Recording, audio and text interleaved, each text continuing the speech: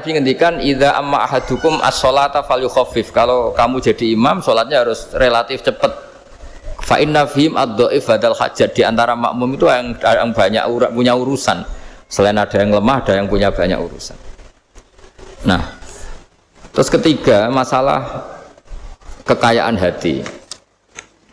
Kekayaan hati ini penting sekali karena rata-rata teman di Grab itu kan miskin lah. Tapi jangan miskin sampai miskin hati gitu. Bahwa kamu nyari nafkah itu sudah ibadah, berkelana di bumi Allah juga ibadah, menyaksikan macam-macamnya orang itu juga ibadah. Bahkan menambah khazanah ilmu.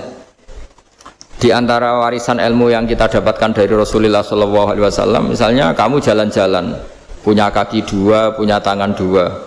Gara-gara jalan-jalan sering ngerti orang yang buntung. Alhamdulillah meskipun saya hanya Grab masih punya kaki utuh, terus ketemu orang buta ya gitu. Alhamdulillah ladzi afani mimma btalaka bih.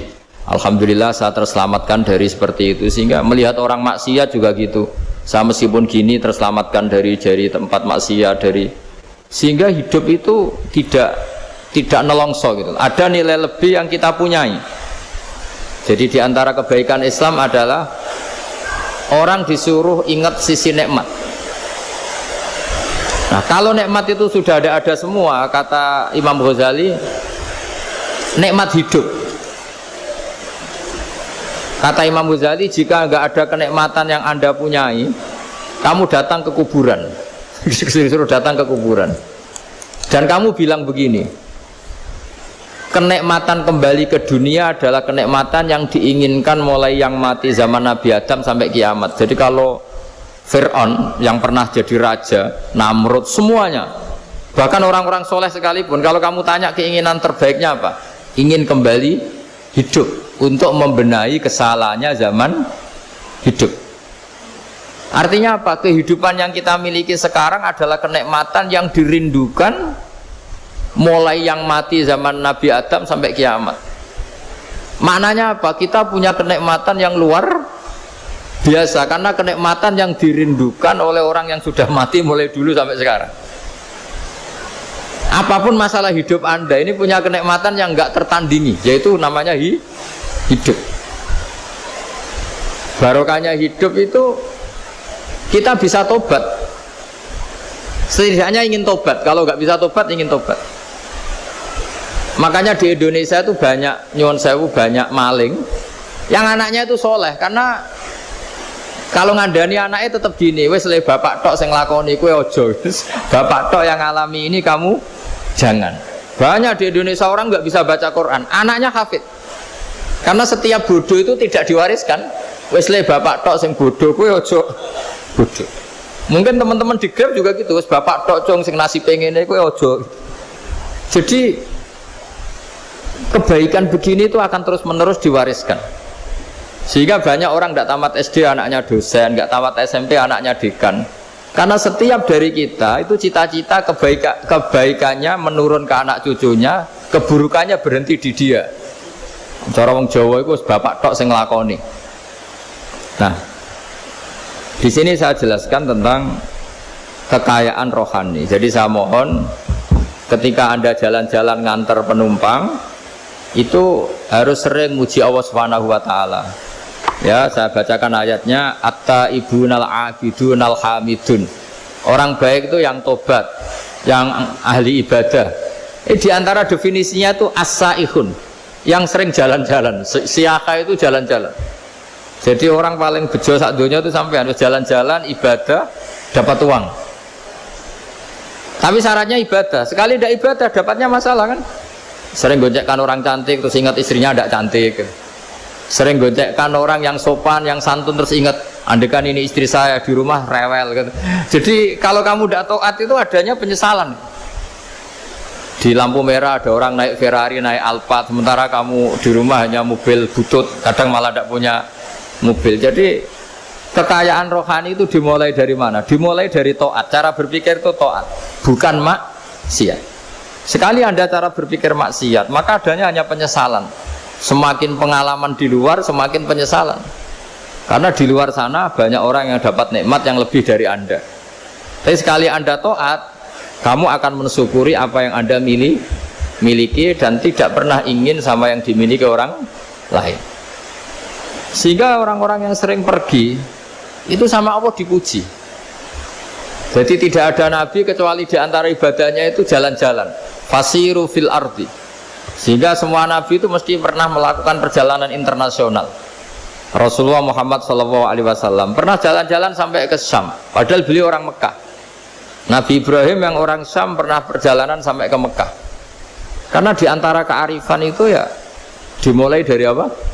Jalan-jalan tadi. Kamu ngerti orang yang macam-macam. Makanya di antara kebaikan umatku kata Nabi itu siyahah fil ard, sering berkelana. Tapi tentu untuk mengambil pelajaran. Atta ibunal abidunal hamidunas saihun. Nah, agama mensupport itu. Sehingga kata Nabi, jika ada orang kok sholat qobliyah, ba'diyah semuanya di masjid, sama Nabi ditegur, la taj'alu buyutakum kuburan. Rumah kamu jangan jadikan kuburan, harus dapat jatah apa? Sholat. Kata ulama, kalau ada orang sering sholat di satu titik, itu ditegur. Kamu harus ganti titik yang lain supaya saksi bahwa kamu di bumi sholat itu banyak. Jadi kita ya punya nilai positif juga tentang apa? Karena kita sering siyahah, kalau bahasa Arabnya itu sering keluyuran, saksi kita kebaikan juga banyak. Tapi pesan saya yang paling pokok tadi ya, jadikan komunitas kebaikan itu punya nilai jual. Syukur-syukur fid dunya hasanah wa fil akhirati hasanah. Ya kita bersyukurlah di Indonesia itu. Saya masih ingat kecil saya itu ya sekitar saya umur 15-14 tahun. Setiap mau pergi itu pesannya orang-orang yang sering pergi itu jangan masuk terminal jam ini di perapatan ini, karena yang namanya preman itu dulu dominan. Sekarang sampai jam 2 ada orang pakai jilbab, kadang ya orang pakai peci, yang nggak pakai peci pun ke musola terus. Yes, pokoknya kebaikan itu jadi komunitas dan jadi nilai jual. Bahkan tadi misalnya ibu-ibu yang pergi malam itu kan mesti ada orang-orang yang jadi langganannya karena terkenal apa? Amanah. Yang dititipi anak juga pilih orang yang terkenal apa? Amanah. Nah, nilai amanah ini harus kita jaga terus supaya kamu ya bisa bekerja, orang lain juga nyaman karena amanah tadi, Allah juga senang karena amanah itu perintahnya Allah Subhanahu wa ta'ala. Dan Indonesia harus menuju ke sana. Pemimpin juga harus gitu. Pemimpin bawaannya amanah, bawaannya apa? Yang memilih dia juga senang karena nggak malu lah. Tapi kalau kita milih ternyata kita pilih tahu-tahu ditangkap KPK kan ya malu gitu. Dulu kita kampanye mati-matian ternyata dia ditangkap KPK. Tapi kalau dia amanah kan ya senang. Sama kalau tukang Grab ketangkap satu karena penodaan atau karena pengkhianatan, yang malu juga semua karena kadang-kadang nanti digeneralisir seakan-akan semuanya seperti itu. Tapi dengan reputasi panjang nggak pernah terjadi apa-apa dalam Grab kan otomatis lainnya juga terangkat. Nah, ini yang dimaksud wa'tamiru bainakum bima'ruf. Jadikan kebaikan itu urusan bersama. Makanya andaikan negara itu sudah mengoptimalkan polisi, TNI untuk meringkus preman, oke itu baik. Tapi ya lebih awet lagi kalau itu ditopang apa? Masyarakat. Karena yang nggak amanah terkucilkan, terus akhirnya Grabnya nggak laku, akhirnya dia dipecat, akhirnya kan yang maksiat hilang, yang kriminal hilang, yang ada hanya Grab yang baik. Begitu juga di dunia apapun. Itu yang dimaksud wa'tamiru bainakum bima'ruf. Jadikan kebaikan ini urusan apa? Bersama. Nah karena kita baik, otomatis jadi teladan yang baik bagi anak kita, istri kita, tetangga kita. Dan karena kita baik, maka terhormat. Sehingga orang melihat Grab itu simpatik, respect, karena reputasinya baik. Nah karena orang respect tidak dicibir. Barokahnya tidak dicibir, tidak mangkel.